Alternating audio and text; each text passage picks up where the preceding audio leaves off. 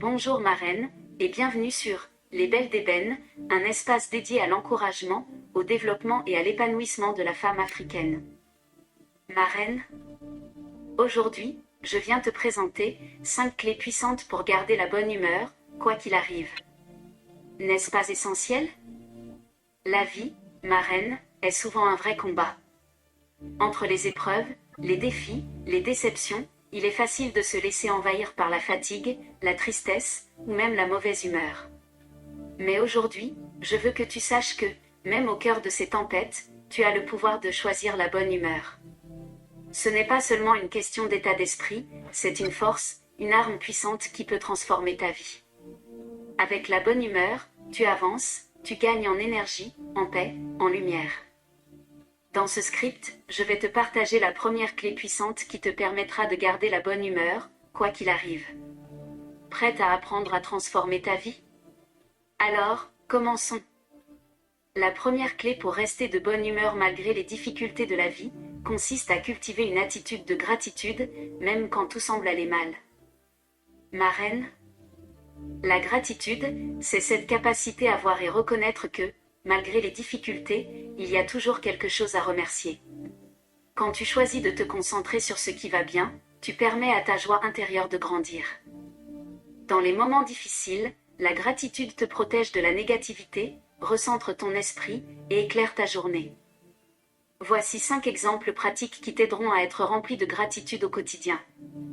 Le premier exemple consiste à faire chaque matin une liste de 3 choses pour lesquelles tu es reconnaissante. Même si c'est juste un café chaud, un rayon de soleil, ou un sourire, écris-les.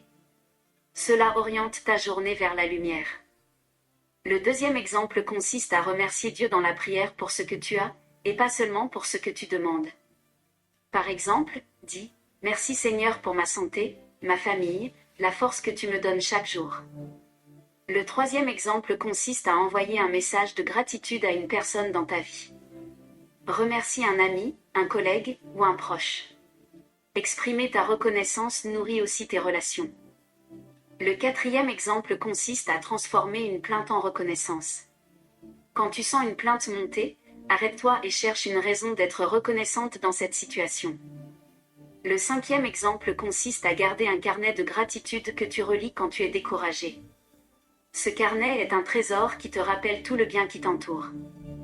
Pose la main sur ton cœur marraine, et répète cette déclaration de foi avec moi, pour cultiver la gratitude au cœur des combats.